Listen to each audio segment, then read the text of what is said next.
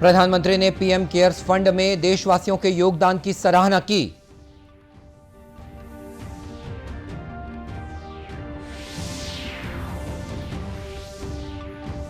Mahasamund police के जागरूकता अभियान, खाकी के रंग, स्कूल के संघ का नाम golden book of world record में दर्ज।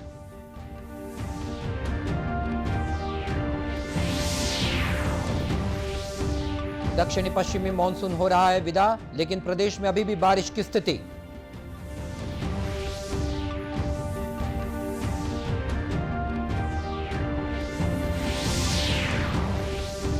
और मशहूर कॉमेडियन राजू श्रीवास्तव का निधन, प्रधानमंत्री ने जताया शोक।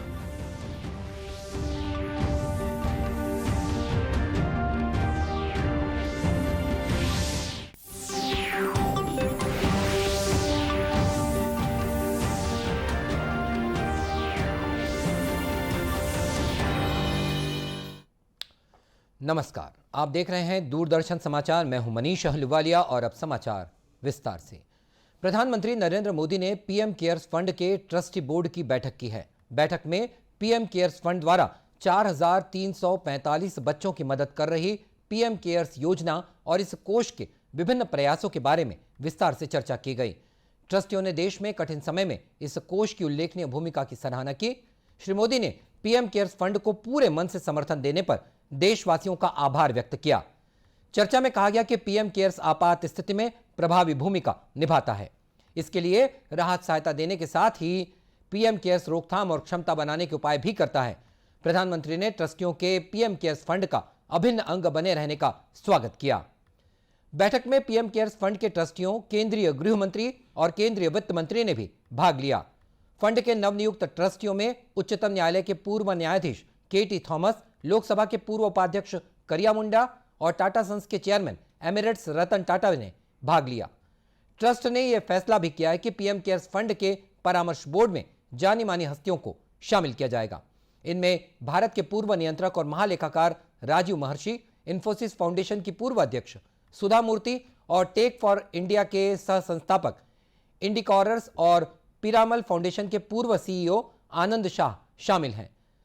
प्रधानमंत्री ने बताया कि नए ट्रस्टियों और सलाहकारों के शामिल होने से पीएम केयर्स फंड के कार्यक्षेत्र का विस्तार किया जा सकेगा। श्री मोदी ने कहा कि इन लोगों के व्यापक अनुभव से लोगों की जरूरतें पूरी करने के काम में और तेजी आएगी। सड़क परिवहन राजमार्ग मंत्री नितिन गडकरी ने कहा है कि सरकार बेहतरीन संपर्क मार्ग और निर्माणाधीन राजमार्गों के लिए वैश्विक स्तर का बुनियादी ढांचा उपलब्ध कराकर नया भारत बनाने के लिए संकल्पबद्ध है। अपने ट्वीट संदेश में श्री गडकरी ने बताया कि राजस्थान गुजरात सीमा से गुजरात के पाटन जिले में संतालपुर तक 6 लेन के ग्रीनफील्ड राजमार्ग का काम तेजी से किया जा रहा है। श्री गडकरी ने कहा कि अमृतसर से गुजरात में जामनगर तक आर्थिक गलियारा बनाया जा रहा है, जिस पर 2030 करोड़ रुपए की लागत आएगी। इस गलियारे के बन जाने से 60 किलोमीटर की दूरी कम होगी और सफर तय करने में 2 घंटे कम लगेंगे। श्री गडकरी ने यह भी बताया कि प्रदूषण को कम करने के लिए पूरे मार्ग पर पौधरोपण करके पर्यावरण अनुकूल बनाया जाएगा और सतत विकास को बढ़ावा भी मिलेगा। उन्होंने कहा कि इस आर्थिक गलियारे के बनने से सीमा सुरक्षा बलों और सैन्य वाहनों का आवागमन आसान हो जाएगा। बात कर लेते प्रदेश की पूर्व नेता प्रतिपक्ष धर्मलाल कौशिक ने 1 नवंबर से धान खरीदी के राज्य सरकार के निर्णय का स्वागत किया है। श्री कौशिक ने कहा कि भाजपा 1 नवंबर से धान खरीदी करने की मांग कर रही थी, जिसे राज्य सरकार ने मान लिया है। उन्होंने बताया कि इस संबंध में भाजपा प्रदेश अध्यक्ष अरुण साव ने एक पत्र भी प्रदेश सरकार को लिखा था। देखिए, लगातार हम लोग मांग भी कर रहे थे और दूसरी बात, भारतीय जनता पार्टी की सरकार में 1 नवंबर से खरीदी की व्यवस्था हम लोग प्रारंभ किए थे, लेकिन 1 दिसंबर की जो हो रही थी वास्तविक में किसान के लिए लेट हो रही थे। अभी सरकार भी घबराई हुई है। हमारे प्रदेश अध्यक्ष जी का पत्र भी गया और पत्र जाने के बाद में आनंद फानंद में ये घोषणा किए हैं। लेकिन मैं समझता हूं कि जिस प्रकार से अभी कांग्रेस जा रहे हैं, कल उनके कार्यक्रम को मैं देख भी रहा था, और जो पब्लिक का जो रिस्पांस जो मिलना चाहिए, जो प्रश्न पूछ रहे हैं, ये पूछ रहे हैं काम हुआ तो बोलते हैं नहीं हुआ है, ये पैसा मिला तो नहीं मिला है। तो मुख्यमंत्री जी और सरकार घबराई हुई है, आनंद फानंद में घोषणा की है, लेकिन उसके बाद भी मैं बोलता हूं कि ठीक है, किसानों के लिए 1 नवंबर के खरीदी की व्यवस्था उचित है और आनंद फानंद में किए, लेकिन अच्छे है, ठीक है। श्री कौशिक ने राज्य सरकार को परामर्श देते हुए कहा कि प्रदेश की कांग्रेस सरकार को समय रहते धान खरीदी को लेकर आवश्यक तैयारियां पूरी कर लेनी चाहिए ताकि किसानों को परेशानियों का सामना न करना पड़े। महासमुंद पुलिस द्वारा चलाए जा रहे जागरूकता अभियान खाकी के रंग स्कूल के संग, इसका नाम golden book of world record में दर्ज कर लिया गया है। Golden book of world record के एशिया हेड मनीष बिश्नोई ने पुलिस अधीक्षक भोजराम पटेल को सर्टिफिकेट और बैच प्रदान किया। गौरतलब है कि इस अभियान के तहत महासमुंद पुलिस स्कूली बच्चों तक पहुंचकर साइबर फ्रॉड और सेल्फ डिफेंस के बारे में उन्हें जागरूक करती है।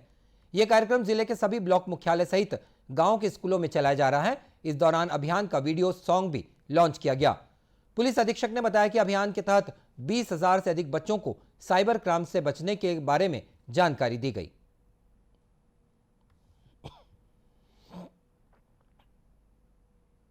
इस प्रोग्राम के माध्यम से हम सभी लोगों ने बच्चों को सेल्फ डिफेंस, मेंटल डिफेंस के बारे में और साइबर के बारे में हम सभी लोगों ने उनको बोलना शुरू किया था। स्कूलों में जा करके हमारी टीम ने उन लोगों को साइबर के बारे में और इन डिफेंस के बारे में बताया था। निश्चित रूप से इसका लाभ बच्चों को मिला। इस तरीके से करते करते अभी लगभग हम लोग ने 20,000 प्लस 20,000 प्लस बच्चों को हम लोगों ने टीच किया सेल्फ डिफेंस और मेंटल डिफेंस के बारे में। इस काम में हमारे पूरे बच्चे, शिक्षक, मीडिया के सभी साथी, प्रशासन के सभी विभाग के लोगों ने भरपूर सहयोग किया और आज हमारी पूरी महासमुंद पुलिस टीम को एक महान कीर्ति उपलब्ध हुई कि golden world book of record में आज हमारा नाम गोल्डन बुक ऑफ रिकॉर्ड में आज हमारा नाम आया है। ये छत्तीसगढ़ में पहली बार है। श्री पटेल ने बताया कि यह अभियान जिले में 58 दिनों तक चलाया गया। राष्ट्रव्यापी टीकाकरण अभियान के तहत देश में अब तक 216 करोड़ 95 लाख से अधिक कोविड रोधी टीके लगाए जा चुके हैं। स्वास्थ्य मंत्रालय ने कहा कि पिछले 24 घंटों में 12,27,000 से अधिक टीके लगाए गए और स्वस्थ होने की दर 98.71% है। इधर छत्तीसगढ़ में 7,112 सैंपल्स की जांच की गई, जिनमें से 89 में कोरोना संक्रमण की पुष्टि हुई है। वर्तमान में प्रदेश में कोरोना के 601 सक्रिय मामले हैं। गौरतलब है कि राजनांदगांव और रायपुर जिले में बीते 24 घंटों के दौरान कुल 26 संक्रमित मिले हैं। वहीं बेमेतरा में 11 मामले सामने आए हैं। मुंगेली जिले के वनग्राम घमेरी में स्वास्थ्य शिविर आयोजित किया गया। शिविर में 120 मरीजों का स्वास्थ्य परीक्षण किया गया, साथ ही उन्हें दवाइयां भी दी गई। शिविर में स्वास्थ्य कार्यकर्ताओं ने लोगों को मौसमी बीमारियों के बारे में जागरूक किया। मुंगेली एसडीएम पार्वती पटेल ने बताया कि जिले के अचानकमार टाइगर रिजर्व के वनांचल गांव में पुल नहीं होने के चलते सर्पदंश से पीड़ित एक महिला को उसके परिजनों द्वारा कंधे पर उठाकर मनियारी नदी को पार कराया गया था, जिसकी सूचना के बाद जिला प्रशासन की पहल पर स्वास्थ्य विभाग की टीम ने वनग्राम घमेरी में स्वास्थ्य शिविर लगाया। ग्राम पंचायत महामाई के ग्राम घमेरी की एक महिला मानमती बैगा, उसको सर्पदंश के अंदेशा से गनियारी हॉस्पिटल में भर्ती कराया गया और उसका इलाज चल रहा है। तत्संबंध में सूचना पूर्व में प्राप्त नहीं हुई थी, किंतु तत्काल सूचना मिलते ही कलेक्टर महोदय के निर्देश पर स्वास्थ्य की टीम, राजस्व की टीम और ग्राम पंचायत की टीम ग्राम घमेरी पहुँचे। चूँकि ग्राम घमेरी वनांचल ग्राम है और अभी बनियारी नदी में बाढ़ की स्थिति के कारण पहुँच विहीन है, अतः हम लोगों ने बोट के सहारे खुड़िया बांध को पार करके और ट्रैक्टर से वहाँ तक पहुँचे और स्वास्थ्य शिविर का आयोजन किया गया। वहाँ पर 120 व्यक्तियों का स्वास्थ्य परीक्षण किया गया और साथ ही गांव में भ्रमण करके ग्रामीणों को आवश्यक जानकारी दी गई और स्वास्थ्य के बारे में उनको अवगत कराया गया। ग्राम में भ्रमण करके प्रतिनिधियों को बुला करके और व्यक्तियों को बुला करके स्वास्थ्य विभाग की और राजस्व विभाग के और पंचायत विभाग के अधिकारियों का नंबर मुहैया कराया गया और उनको बोला गया कि ऐसी कोई भी परिस्थिति आती है तो तत्काल इन नंबरों पर सूचना हमको देवें। इस बारे में आपको बताते चले कि गांव तक पहुंचने के लिए स्वास्थ्य विभाग की टीम को भी नदी पार करना पड़ा। अंतर्राष्ट्रीय ऊर्जा एजेंसी IAE के अनुसार दुनिया में सौर ऊर्जा सबसे अधिक इस्तेमाल की जाने वाली स्वच्छ ऊर्जा है। स्वच्छ ऊर्जा से जलवायु पर कोई नकारात्मक प्रभाव नहीं पड़ता। भारत में इस स्वच्छ ऊर्जा के उपयोग को बढ़ावा दिया जा रहा है। आइए देखते हैं इस पर एक टीवी रिपोर्ट। अंतर्राष्ट्रीय ऊर्जा एजेंसी IEA की रिपोर्ट के अनुसार दुनिया में सौर ऊर्जा सबसे अधिक इस्तेमाल की जाने वाली स्वच्छ ऊर्जा है। अंतर्राष्ट्रीय ऊर्जा एजेंसी IEA के अनुसार वर्ष 2021 में उपयोग के मामले में दुनिया के शीर्ष 4 स्वच्छ ऊर्जा स्रोत हैं। सौर ऊर्जा 150 गीगावाट, पवन ऊर्जा 100 gigawatt, hydro power 50 gigawatt, bio energy 15 gigawatt. सबसे स्वच्छ ऊर्जा उपयोग वाले शीर्ष 5 देश या क्षेत्र हैं चीन, यूरोप, अमेरिका, भारत और आसियान। वहीं अगर भारत की बात करें तो देश में स्वच्छ ऊर्जा के शीर्ष 5 स्रोत हैं। सौर ऊर्जा 48.71 गीगावाट, बड़े जल विद्युत ऊर्जा 46.51 गीगावाट, पवन ऊर्जा 40.08 गीगावाट, बायो एनर्जी 10.61 गीगावाट, लघु जल विद्युत ऊर्जा 4.83 गीगावाट। अगर भारत के सौर ऊर्जा लक्ष्य और वर्तमान स्थिति की बात करें तो COP26 में प्रधानमंत्री की घोषणा के अनुरूप सरकार 2030 तक 500 गीगावाट स्वच्छ ऊर्जा क्षमता हासिल करने के लिए प्रतिबद्ध है। जून 2022 तक देश में लगभग 58 गीगावाट की सौर क्षमता स्थापित की जा चुकी है। बीते 5 वर्षों में सौर ऊर्जा क्षेत्र में विकास की बात करें तो देश में सौर ऊर्जा स्थापित क्षमता मार्च 2014 में 2631.9 मेगावाट से बढ़कर फरवरी 2022 में 50,777.68 मेगावाट हुई। और अब खबर मौसम की। दक्षिणी पश्चिमी मानसून की विदाई के कारण बने सिस्टम से प्रदेश में 1-2 दिनों से बारिश हो रही है। मौसम विभाग के मुताबिक प्रदेश के अधिकांश इलाकों में रुक रुक कर बारिश दर्ज की जा रही है। गरियाबंद और कोटा में 7-7 सेंटीमीटर बारिश दर्ज की गई है, तो वहीं सुकमा, बकावंड, करतला, प्रतापपुर और छुरा में 5-5 सेंटीमीटर और रायपुर, कोरबा, रायगढ़ में और चांपा में 4-4 सेंटीमीटर बारिश दर्ज की गई। बारिश के कारण तापमान में गिरावट भी दर्ज की गई है। साथ ही वातावरण में नमी बढ़कर 95% तक पहुंच गई है। मौसम विभाग के अनुसार आगामी 24 घंटों के दौरान मध्य छत्तीसगढ़ के कुछ हिस्सों में भारी बारिश होने की संभावना है, तो वहीं अन्य स्थानों पर हल्की से मध्यम वर्षा हो सकती है। प्रधानमंत्री नरेंद्र मोदी ने मशहूर कॉमेडियन राजू श्रीवास्तव के निधन पर दुख जताया है। एक ट्वीट में उन्होंने कहा कि राजू श्रीवास्तव ने हास्य और सकारात्मकता के साथ लोगों के जीवन को रोशन किया। उन्होंने कहा कि वे लोगों के दिलों में हमेशा जीवित रहेंगे। प्रधानमंत्री ने उनके परिवार और प्रशंसकों के प्रति संवेदना व्यक्त की है। रक्षा मंत्री राजनाथ सिंह ने हास्य कलाकार राजू श्रीवास्तव के निधन पर दुख व्यक्त किया है। एक ट्वीट में उन्होंने कहा कि एक अनुभवी कलाकार होने के साथ साथ वे बहुत अच्छे इंसान भी थे। गौरतलब है कि राजू श्रीवास्तव का आज सुबह दिल्ली के अखिल भारतीय आयुर्विज्ञान संस्थान एम्स में निधन हो गया।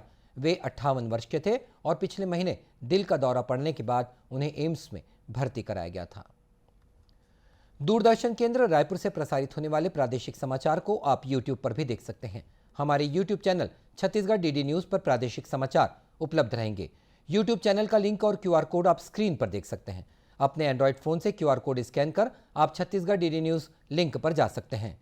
इसके अलावा छत्तीसगढ़ DD न्यूज फेसबुक और ट्विटर पर भी उपलब्ध है। और बुलेटिन के अंत में मुख्य समाचार एक बार फिर।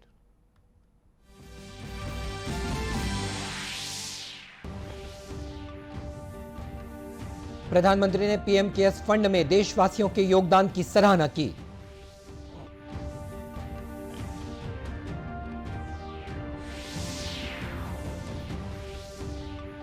महासमुंद पुलिस के जागरूकता अभियान खाकी के रंग स्कूल के संग, इसका नाम golden book of world record में दर्ज।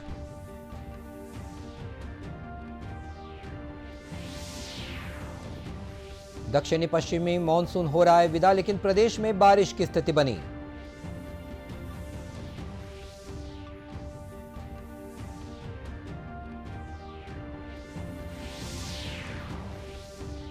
और मशहूर कॉमेडियन राजू श्रीवास्तव का निधन, प्रधानमंत्री ने जताया शोक।